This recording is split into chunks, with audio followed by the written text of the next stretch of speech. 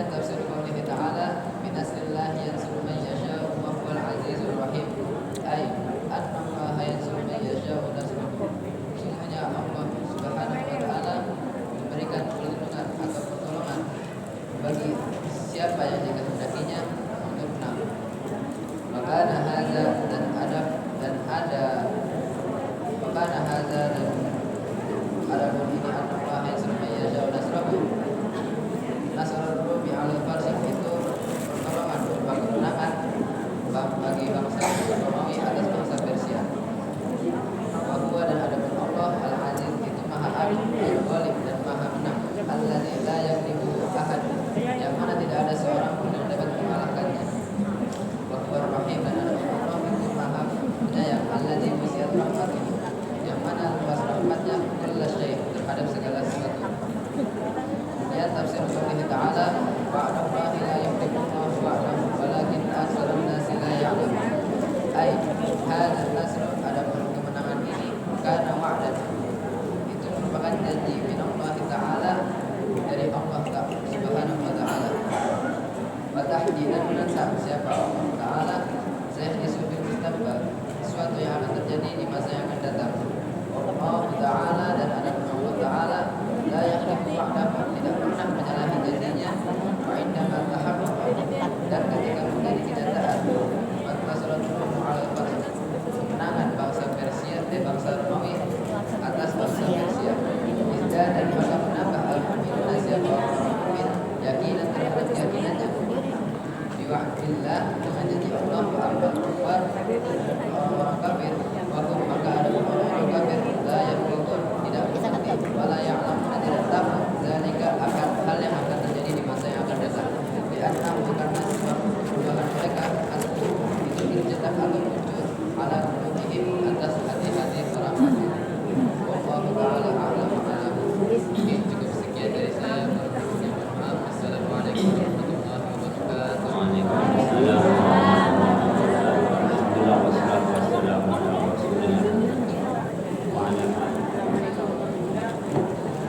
Waalaikumsalam. Subhanaka la ilma lana illa ma 'allamtana innaka antal alimul hakim. Bapak sekalian, kita bersyukur kepada Allah Subhanahu wa taala pada pagi hari ini diberi sehat walafiat. Cerah dan kemarin hujan sekali. Ya, deras sebenarnya, tapi karena kering korontang, ya, akhirnya hujan hanya masuk ke dalam tanah. Kalau biasanya itu sudah banjir kayak kemarin itu. Jadi karena selama nggak hujan, ini diperkirakan tidak hujan lama.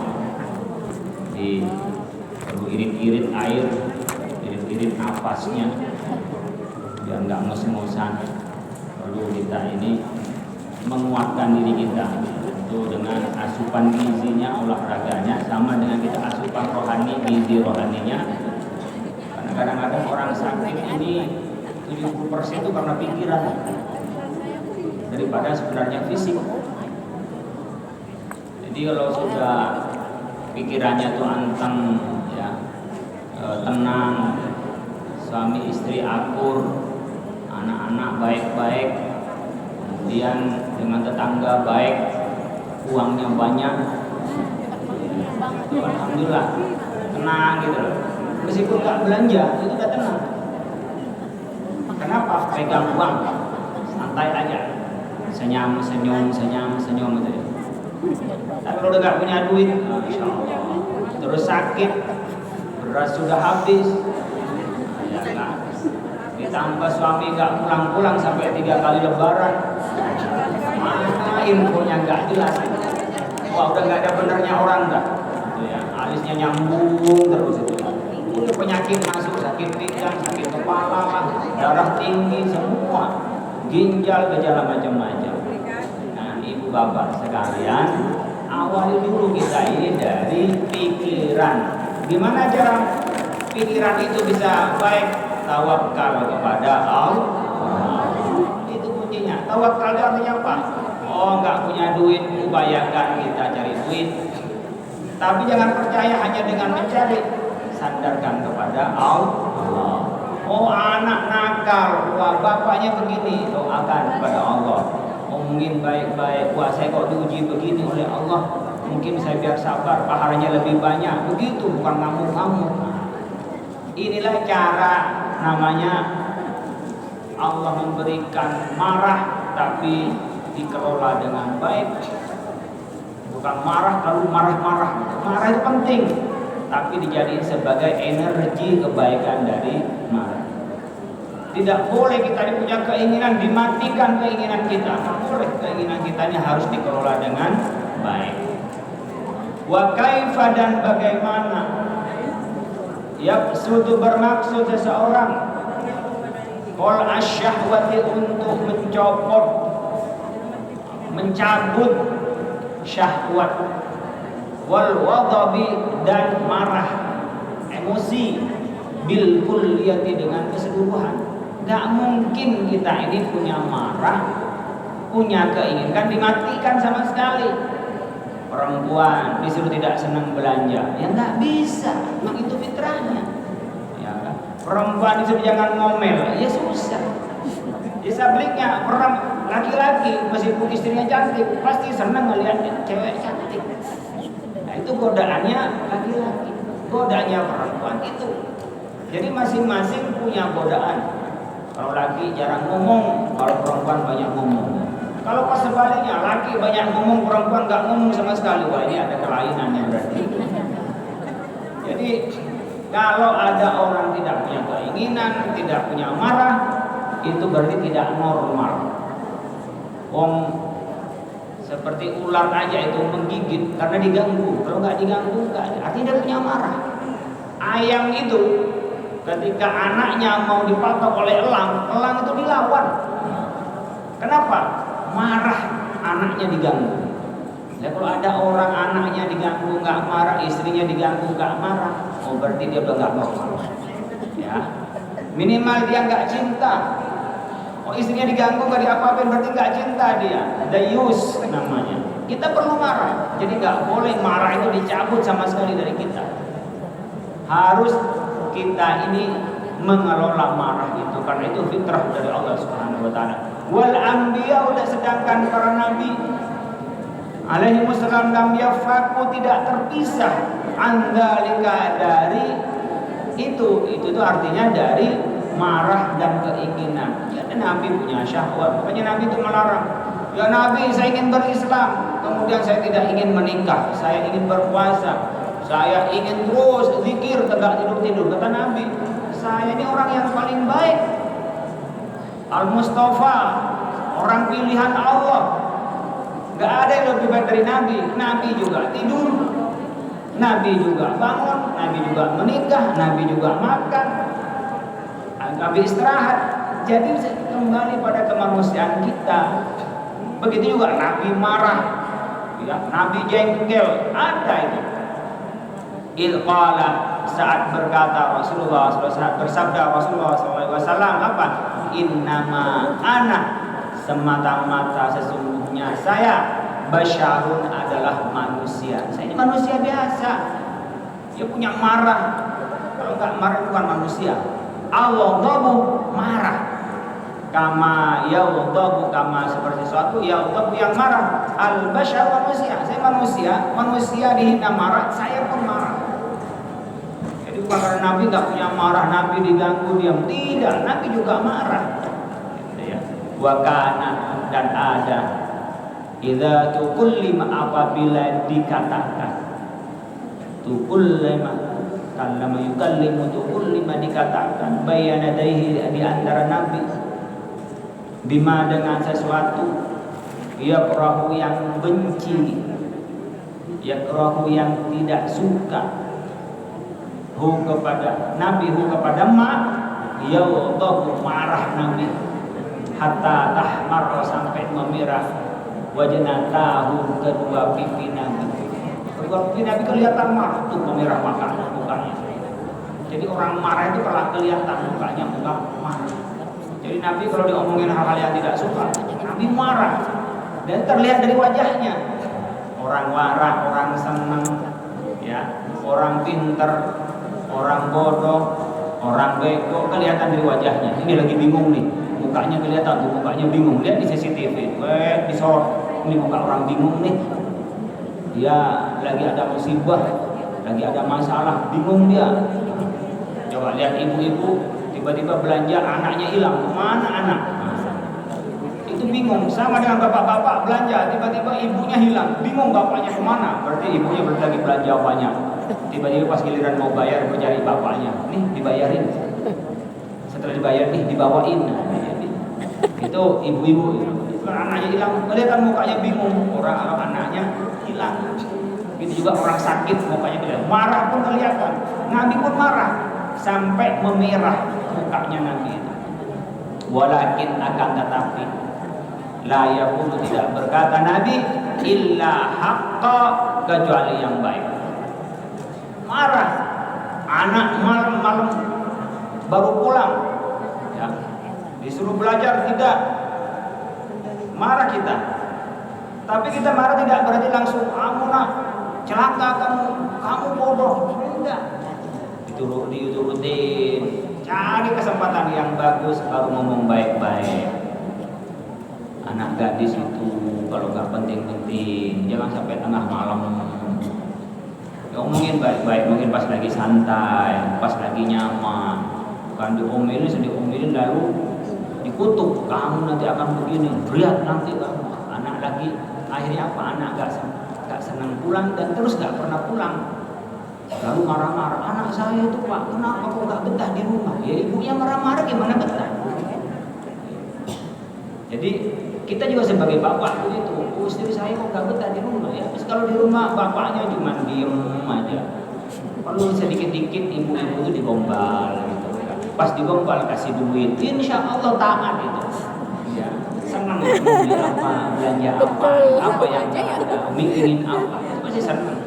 Pulang ke rumah diajak ngomong gak ada, ngomel gak ngasih duit, minta makan enak, minta kopi. Untung nggak disiram air keras. Nih minum nih, udah nggak ada kopinya, nggak ada gulanya. Gitu. Enggak juga sih Pak. Jadi kata teman-teman, orang-orang yang ngopi masih nyari gula itu karena hidupnya belum manis. Gitu. Kalau hidupnya sudah manis, maka ngopinya udah nggak pakai gula lagi. Gitu. Ya iya, orang udah tua kena kencing manis gitu. Bukan karena manis, kena kencing manis. Ya. Jadi Nabi itu marah, tapi yang keluar dari mulut Nabi itu bukan kata-kata buruk. Ditahan, nggak keluar kata-kata buruk itu, kecuali kata-kata yang baik, yang membina, ya, itu yang keluar dari Nabi. Maka alaihi salatu wassalam, dan maka ada salatu Nabi Muhammad SAW, la yukhriju ghadabuhu anil haqqi, la yukhriju, tidak mengeluarkan hu kepada wadubuhu, marahnya, anil haqqi, dari kebenaran. La yukhriju, tidak mengeluarkan hu kepada Nabi, wadubuhu, marahnya, anil haqqi, dari kebenaran. Artinya apa? Kalau Nabi itu marah, ia tidak keluar dari apa? Dari mulut Nabi, dari lisan Nabi itu kecuali yang benar. Dan kemarahan Nabi itu tidak membuat Nabi keluar dari kebenaran. Jadi Nabi itu lisannya tidak keluar kecuali yang baik. Kemudian cara bertindaknya la yukhrijuhu waduhu, tidak mengeluarkan hu pada Nabi, waduhu, marahnya menjadi apa? Berbuat yang haram, berbuat ya dengki, berbuat hasud, membuat fitnah. Marah sama dia memfitnah, itu namanya marahnya membuat dia keluar dari yang hak. Ini pelajaran yang gampang diomongin, susah dilaksanakan. Kalau sudah marah, rasain lo, ada kecelakaan, mati lo kan gitu. Iya kan? Padahal apalah Ustaz? Meskipun saya marah sama dia, saya tidak boleh mendoakan dia mati, enggak boleh. Bahkan kita doakan dia dapat hidayah dari Allah. Mudah-mudahan segera sadar. Saya doain dia marah atau dia bikin jahat sama saya, mati dia, dicincang sama orang. Waduh, dan seterusnya. Itu membuat tindakan-tindakannya menjadi tindakan. Wah, marah sama dia apa? Lalu kemudian dianiaya dan seterusnya. Tidak membuat Nabi itu berkata yang buruk dan tidak membuat Nabi itu keluar dari kebenaran. Wa qala ta'ala, wa qala dan firman Allah Ta'ala wal kawimin al-ghaidha. Kawim itu memanage, menyimpan, mengelola al-ghaidha kemarahan, wal afina dan pemaaf anin nasi dari manusia. Kazim, jadi kalau marah saya ini dihina, dibilang gendut, saya dibilang gendut ini saya. Gimana? Marah saya mau pukul dia, nggak usah dipukul, biarin aja. Gendut itu berarti dia sehat daripada krempeng. Yang krempeng pun buat dasar kamu krempeng, biarin aja krempeng. Gua ini apa? Saya ini krempeng karena saya ya tidak banyak makan biar kita enak belajarnya. Kalau sudah kenyang tidur nggak bisa dibangunin. Jadi biarin aja. Saya boleh lebih gendut, berarti saya harus lebih pinter dari dia. Apa juga diomongin dia gendut apa? Emang apa gendut jelek? Orang Arab tuh senangnya yang gendut. Orang Arab. Kalau orang-orang Eropa senangnya yang begeng-begeng. Orang Indonesia tergantung selera. Ada orang itu Eropa senangnya orang yang hitam pekat. Bukan hanya kita kan masih sawo matang, ini hitam pekat. Oh, dasar kamu hitam. Kadang-kadang hitam tuh yang cakep. Bukan setiap yang putih yang cakep. Gak usah dipikirin, biarin aja. Biarin gua hitam, biarin saya gendut. Yang penting saya lebih pintar, saya lebih rajin. Saya lebih bisa mengikuti sekolah. Begitu, nggak usah marah bilang itu. Biarin aja. Marah ya marah, tapi tunjukkan marahnya. Saya akan lebih hebat dari dia. Dari yang menghina saya lebih hebat, saya lebih pintar, saya lebih rajin dan seterusnya. Ini kadang-kadang anak-anak yang baru masuk ini saling ledek baru diantem, baru dipukul. Kadang-kadang berantem. Ya sudahlah. Namanya anak-anak berantem ya biasa. Kalau nggak berantem berarti nggak ada yang punya marah. Cuma jangan sampai bahaya, jangan sampai nggak kelihatan dilerai. Kalau masih mau berantem berarti masih sehat. Tapi kita jagain, jangan sampai berantem beneran gitu loh. Dipisahin, berarti dia punya marah. Jadi tinggal dikelola nanti marahnya, tidak berarti wah dibawain kayu, dipukul pakai batu, jangan. Harus dilihatin oleh musyrifnya. Kadang-kadang senggolan marah, berantem ya gitu namanya anak-anak ya. Semalam ada yang bercanda ketendang air hangat panas kena airnya, kirain apa teriak-teriak ya gitu namanya anak-anak ya. Jadi macam-macam. Walam yakul dan tidak berkata dan tidak berfirman Allah wal faqidina ghaidha, orang-orang yang fakir yang tidak ada. Fakir yang tidak ada al-ghaidha marahnya, bukan fakir itu orang yang tidak marah, bukan, tapi orang yang menyimpan dan orang yang mengelola kemarahannya. Bukan fakir yang tidak ada, fakir itu orang yang tak punya marah, bukan. Jadi orang nggak punya marah nggak normal, orang harus punya marah. Tapi bagaimana mengelola marah itu bisa lebih baik. Faradda maka mengembalikan al-ghadabu kemarahan, wasyahwat dan syahwat keinginan ila haddil i'tidal pada batas keseimbangan. Jadi tetap seimbang bihaitsu la yaqhar, sekiranya tidak memaksa wahidun satu minhuma dari marah dan keinginan al-aqlah pada akal wala yaghlibu dan tidak menang syahwat atau itu atau marah itu kepada akal. Yang penting jangan sampai akal itu dibikin buta, dikalahkan oleh marah, dikalahkan oleh keinginan. Akal sehatnya sampai hilang gara-gara punya keinginan, punya kemauan, punya ambisius. Saya pengen jadi presiden. Siapa yang menghalangi saya bunuh dia. Itu kan tidak boleh. Punya keinginan jadi presiden, wah baik itu. Gimana caranya? Tunjukkan keberpihakan kepada rakyat, tunjukkan kemampuan kita membantu orang lain. Jadi dipilih orang lain jadilah presiden. Itu punya keinginan. Marah boleh, wah saya dihina marah, saya diganggu marah. Gimana caranya? Oh ada yang ganggu pesantren, saya laporkan kepada polisi. Tidak harus sendiri, jadi mengelola marah dengan baik. Bahkan yakunu ada al-aqlu akal, huwa adalah akal ad-dhabitu yang mengendalikan lahuma kepada syahwat dan ghadab, pada syahwat dan keinginan. Jadi akallah yang mengelola. Oh ini sampai di mana? Akal tetap berfungsi. Bukan beristilah marah, ngamuk. Waduh, itu akal yang nggak berfungsi. Tetap akalnya berfungsi. Tapi juga jangan jadi penakut. Harus marah, hadapi dia. Tapi tetap dengan pakai rasional yang baik. Nggak boleh kita jadi penakut. Kita naik doa minal khaufi wal khajal. Penakut dan orang pemalu nggak perlu kita. Wal ghalibu, dan yang menang alaihima kepada syahwat dan ghadab, mungkinun adalah mungkin. Wa huwa, adapun hal ini al murad yang dimaksud bitaghyiril khuluqi, dengan mengubah perangai, mengubah akhlak. Jadi kita ubah dari marah yang itu menjadi marah destruktif menjadi marah yang konstruktif. Marah yang tak jelas menjadi marah yang jelas. Marah yang tak terkendali menjadi marah yang terkendali. Jadi marah itu penting. Ya, keinginan juga penting. Saya sampaikan kemarin, anak-anakku yang hafal Quran itu kami mendapatkan tawaran untuk meneruskan di ITB dan di ITS. Saya kan anak-anak yang di sekarang SMP, saya kepingin masuk ITB.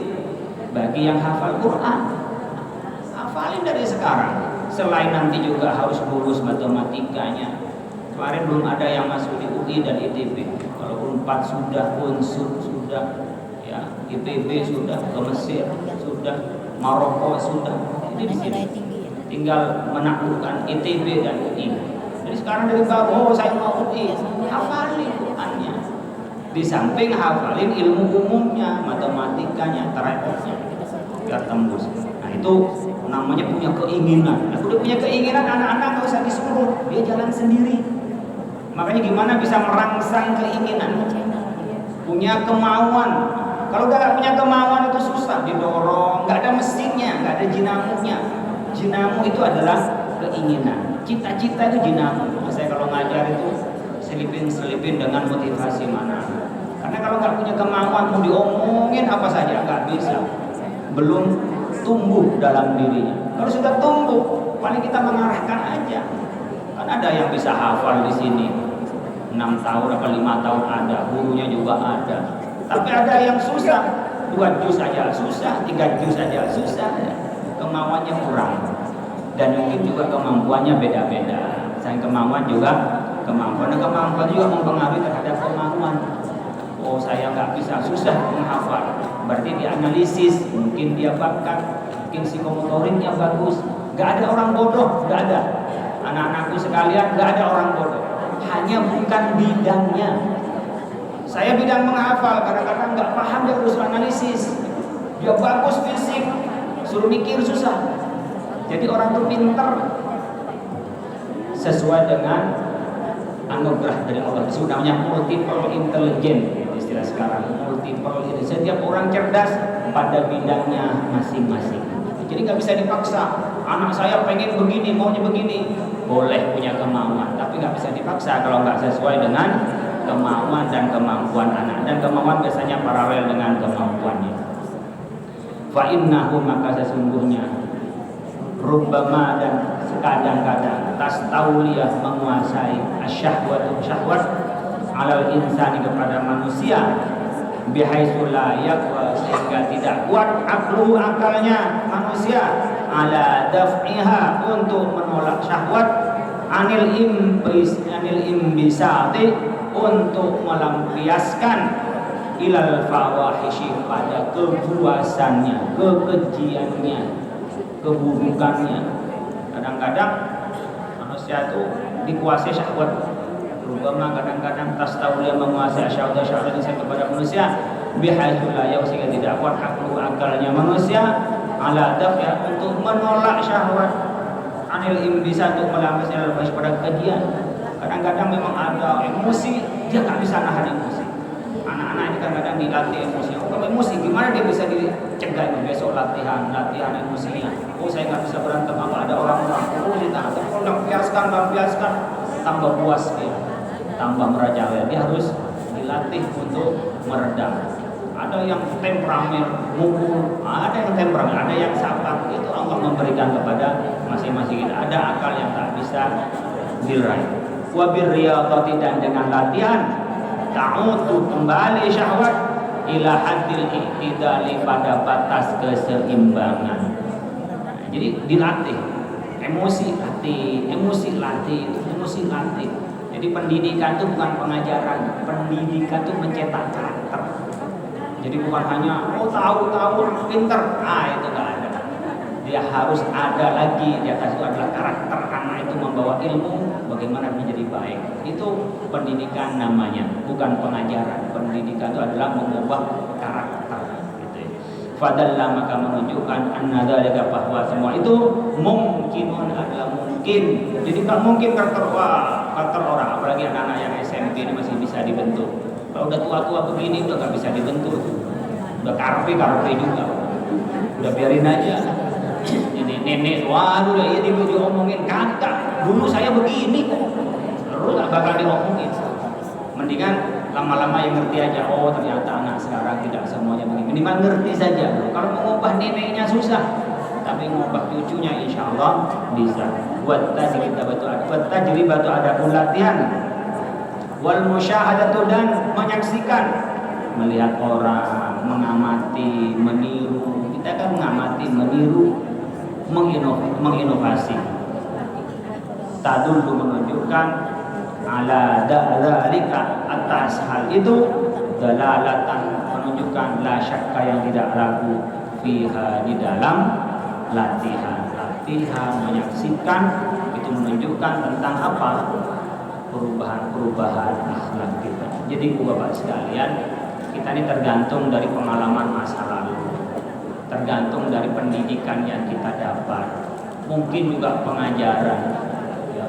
Dengan beberapa yang kita saksikan lalu latihan, itu menunjukkan bahwa akhlak kita bisa berubah, akhlak kita bisa dibentuk, akhlak kita bisa dilatih. Allahumma anfa'na bima 'allamtana, Allahumma anfa'na bima 'allamtana, Allahumma 'allimna bima yanfa'una, Allahumma faqihna wa faqih ahlana wa qurrabatin lana fi dinina, Rabbana atina fid dunya hasanah wa fil akhirati hasanah wa qina adzabannar. Subhana rabbika rabbil izzati amma yasifun wa salamun alal mursalin walhamdulillahi rabbil alamin. Wassalamu alaikum warahmatullahi wabarakatuh.